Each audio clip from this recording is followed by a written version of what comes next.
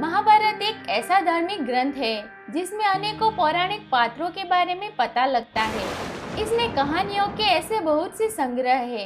उन्हीं में से एक कहानी है सावित्री और सत्यवान की, जिनका सर्वप्रथम वर्णन महाभारत के वन पर्व में मिलता है।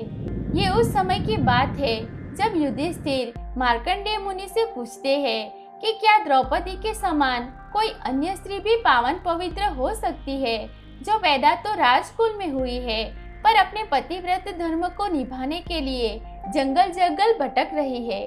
तब मुनि ने उन्हें बताया कि इससे पूर्व भी सावित्री नामक एक स्त्री बहुत कठिन पतिव्रता का पालन कर चुकी है। मध्य देश के अश्वपति नाम का एक बड़ा ही धार्मिक राजा था, जिनकी पुत्री का नाम सावित्री था। सावित्री जब विवाह योग्य हो गई तब महाराज उनके विवाह के लिए बहुत चिंतित थे। उन्होंने सावित्री से कहा, बेटी, अब तुम विवाह के योग्य हो गई हो, इसीलिए स्वयं ही अपने योग्य वर चुनकर उससे विवाह कर लो। उन्होंने सावित्री को बताते हुए कहा कि धर्मशास्त्र की मान्यता अनुसार विवाह योग्य हो जाने पर जो पिता कन्यादान नहीं करता वह पिता निंदनीय है। ये सब सुनकर सावित्री शीघ्र ही वर की खोज करने के लिए निकल पड़ी। वह राजसियों के रमणीय तपोवन में गई। कुछ दिन तक वह वर की तलाश में घूमती रही। एक दिन मद्रराज अश्वपति अपनी सभा में बैठे हुए देवर्षि से बात कर रहे थे। उसी समय मंत्रियों के सहित सावित्री समस्त वापस लौटी। तब राजा की सभा में नारद जी भी उपस्थित थे।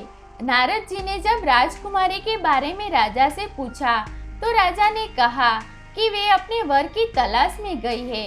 जब राजकुमारी दरबार पहुंची तो राजा ने उनसे वर के चुनाव के बारे में पूछा। तब सावित्री ने बताया कि उन्होंने साल्व देश के राजा के पुत्र, जो जंगल में पड़े बड़े हैं, उन्हें पति के रूप में स्वीकार किया है।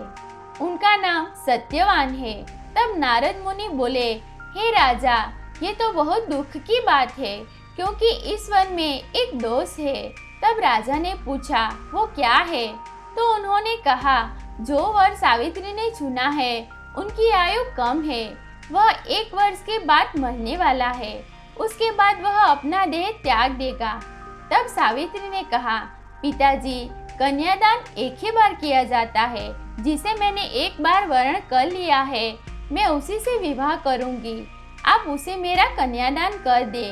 उसके बाद सावित्री के द्वारा चुने हुए वर सत्यवान से धूमधाम और पूरे विधि विधान से विवाह करवा दिया गया। सत्यवान और सावित्री के विवाह को बहुत समय बीत गया। जिस दिन सत्यवान की मृत्यु होने वाली थी वह दिन करीब आ चुका था। सावित्री एक एक दिन गिनती रहती थी। उसके दिल में नारद जी का वचन सदा ही बना रहता था। जब उसने देखा कि अब उन्हें चौथे दिन मरना है, उसने 3 दिन व्रत धारण किया। जब सत्यवान जंगल में लकड़ी काटने गया तो सावित्री ने उससे कहा कि मैं भी आपके साथ चलूंगी। तब सत्यवान ने सावित्री से कहा, तुम व्रत के कारण कमजोर हो रही हो। जंगल का रास्ता बहुत कठिन और परेशानियों से भरा है, इसीलिए आप यहीं रहे। लेकिन सावित्री नहीं मानी। उसने जीत पकड़ ली और सत्यवान के साथ जंगल की ओर चल पड़ी। सत्यवान जब लकड़ी काटने लगा तो अचानक उसकी तबीयत बिगड़ने लगी। वह सावित्री से बोला, मैं स्वस्थ महसूस नहीं कर रहा।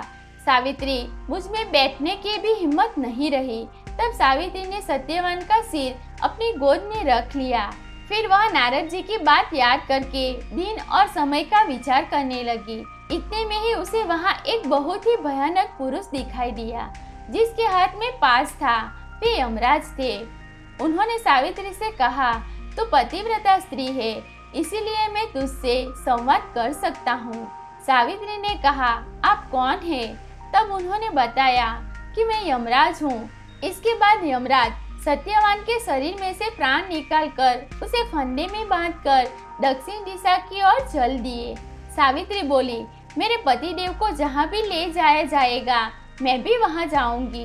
तब यमराज ने उसे समझाते हुए कहा, मैं उसके प्राण नहीं लौटा सकता। तुम और कोई मनचाहा वर मांग लो। तब सावित्री ने वर में अपने ससुर की आंखें मांग ली। यमराज ने कहा, तथास्तु। लेकिन वह फिर से उनके पीछे चलने लगी। तब यमराज ने उसे फिर समझाया और वर मांगने को कहा।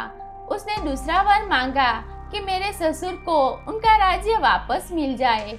उसके बाद तीसरा वर मांगा, मेरे पिता जिन्हें कोई पुत्र नहीं है उसे 100 पुत्र हो।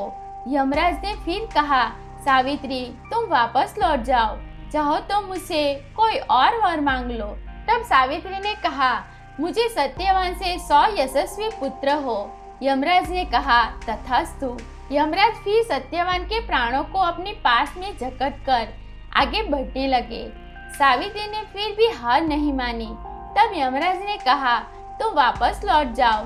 तो सावित्री ने कहा, मैं कैसे वापस लौट जाऊं? आपने ही मुझे सत्यवान से 100 यशस्वी पुत्र उत्पन्न करने का आशीर्वाद दिया है।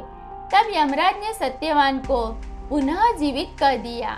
उसके बाद सावित्री सत्यवान के शव के पास पहुंची और थोड़ी ही देर में सत्यवान के शव में चेतना आ गई। तो दोस्तों, ये थी सावित्री और सत्यवान की कहानी। वीडियो अच्छी लगी तो लाइक करें और हमारे चैनल को सब्सक्राइब करें।